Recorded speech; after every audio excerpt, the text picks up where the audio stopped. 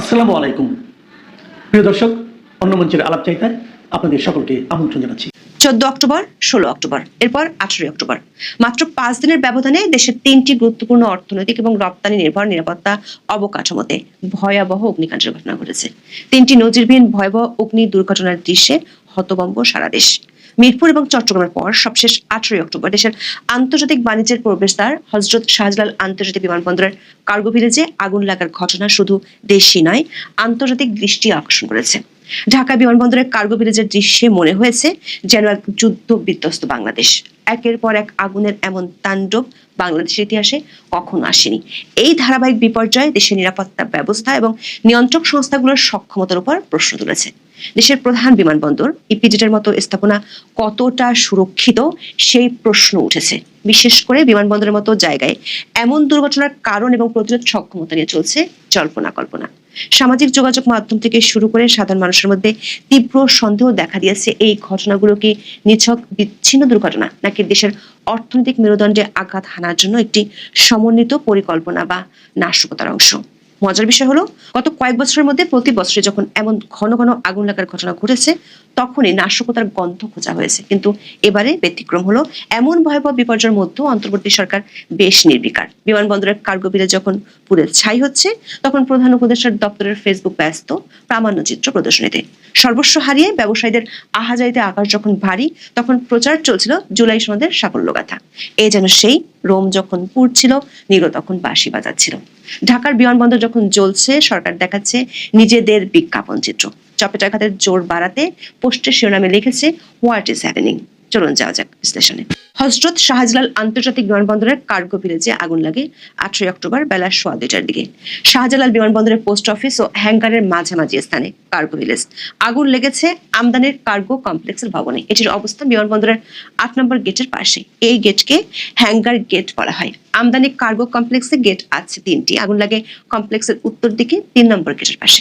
প্রথম আলোর এক প্রতিবেদনে বলা হয়, সাধারণত পচনশীল পণ্য বা শাকসবজি, ফলমূল 24 থেকে 48 ঘন্টার মধ্যে বিমানবন্দর থেকে পণ্য জাহাজীকরণ কিংবা খালাস করা হয়।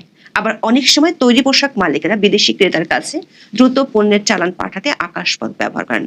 বিমানে ওঠানোর আগে সেসব পণ্য থাকে কার্গো ভিলেজে, অর্থাৎ রপ্তানির অপেক্ষায় থাকা পণ্যের পাশাপাশি আমদানি হওয়া বিপুল পণ্য ছিল সেখানে।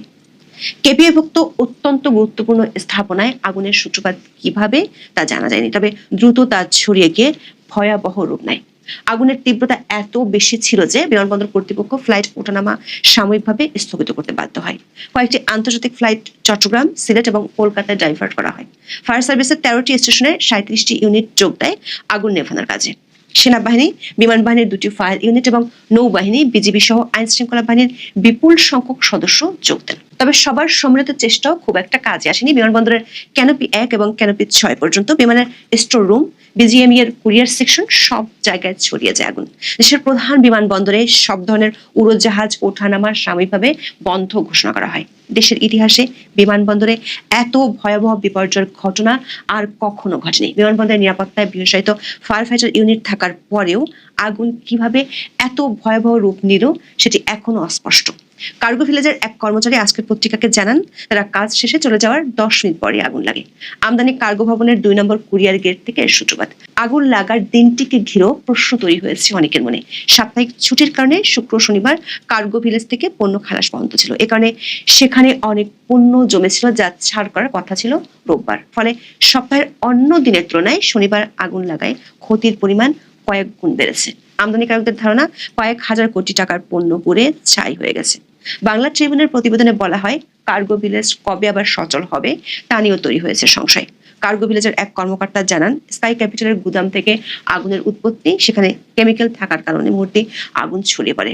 দর্শক, মাত্র কয়েকদিন আগে কার্গো নিরাপত্তায় আন্তর্জাতিক স্বীকৃতি পেয়েছিল বেসামরিক বিমান চলাচল কর্তৃপক্ষ বেবিচক। গত অগস্টে যুক্তরাজ্যের ডিপার্টমেন্ট ফর ট্রান্সপোর্টের মূল্যায়নে শাহজালাল আন্তর্জাতিক বিমানবন্দর 93% এবং অতিরিক্ত নিরাপত্তা ব্যবস্থা মূল্যায়নে 100% নম্বর পায়।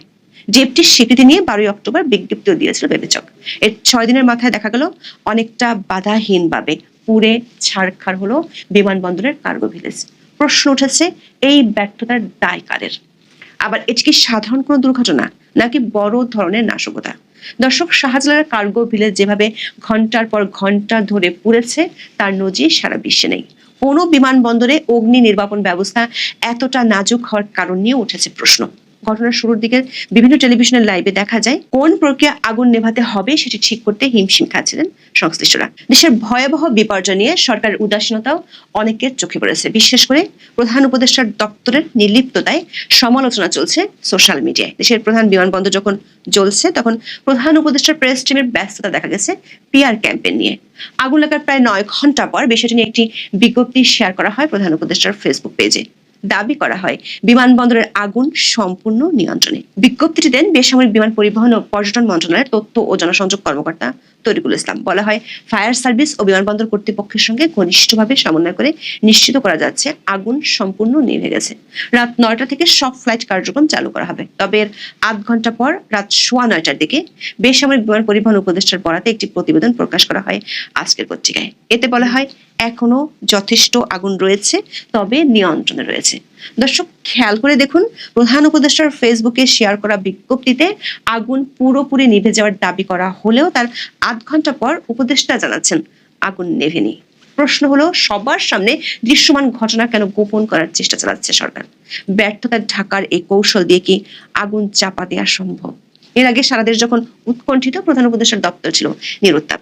দিনভর তার ফেসবুকে ভাসছিল লালন আকরায় সরকারি উৎসব, জুলাই সন্ধ্যের হালচাল অথবা আওয়ামী লীগ আমল নিয়ে প্রামাণ্য চিত্রের প্রদর্শনী। বিষয়টি নিয়ে প্রচন্ড সমালোচনার ঝড় তৈরি হলে প্রায় 9 ঘন্টা পরে টনক করে প্রেস টিমের। রাত 9:45 আসে সংক্ষিপ্ত বিবৃতি। বলা হয়, দেশের বিভিন্ন স্থানে সম্প্রতি সংগঠিত একাধিক অগ্নিকাণ্ডের ঘটনায় জনমনে যে উদ্বেগ সৃষ্টি হয়েছে, অন্তর্বর্তী সরকার তা গভীরভাবে অবগত। নিরাপত্তা সংস্থাগুলো প্রতিটি ঘটনা গভীরভাবে তদন্ত করছে এবং মানুষের জীবন ও সম্পদ সুরক্ষায় সর্বোচ্চ সতর্কতা অবলম্বন করছে বলেও নাগরিকদের আশ্বস্ত করা হয়েছে। এই বিবৃতিতে নিজেদের ব্যর্থতার দায় পুরোপুরি অস্বীকার করে কাল্পনিক শত্রু দাঁড় করার চেষ্টাও দেখা গেছে। বলা হয়, নাশকতা বা অগ্নিসংযোগের কোনো বিশ্বাসযোগ্য প্রমাণ পাওয়া গেলে সরকার তাৎক্ষণিক ও দৃঢ় পদক্ষেপ নেবে। কোনো অপরাধমূলক কর্মকাণ্ড বা উস্কানির মাধ্যমে জনজীবন ও রাজনৈতিক প্রক্রিয়াকে বিঘ্নিত করার সুযোগ দেওয়া হবে না। যেখানে বিমানবন্দরে আগুনের খবরের আপডেট দেওয়ার কথা ছিল, সেখানে সরকার দায় সারছে কাল্পনিক শত্রু প্রতিহত করার হুঙ্কার দিয়ে। সেই আগের মতোই তদন্তের আগেই দিয়ে দিচ্ছে শাস্তির ঘোষণা। প্রশ্ন হলো, এই কৌশলে সরকারকে নিজেদের দায় এড়াতে পারবে নাকি শত্রু ঘায়লের উদ্দেশ্যে সব ঘটনাকে ব্যবহার করার লক্ষ্য পরিষ্কার হয়ে উঠছে? দর্শক, বিমানবন্দরের ঘটনায় তাও 9 ঘন্টা পর ঘুম ভাঙলেও গত 5 দিনের মধ্যে ঘটে যাওয়া আরো 2টি ভয়াবহ অগ্নিকাণ্ডের সময় যমুনা ছিল শান্ত, নির্লিপ্ত। মাত্র 5 দিনে এ নিয়ে 3টি ভয়াবহ অগ্নি দুর্ঘটনার সাক্ষী হলো বাংলাদেশ। রাজধানীর মিরপুরের রূপনগর আবাসিক এলাকায় শিয়ালবাড়িতে একটি পোশাক কারখানা এবং তার লাগোয়া একটি অনুমোদনহীন রাসায়নিক গুদামে 14 অক্টোবর দুপুরে ভয়াবহ আগুন লাগে। এই ঘটনায় 16 জন শ্রমিক নিহত হন।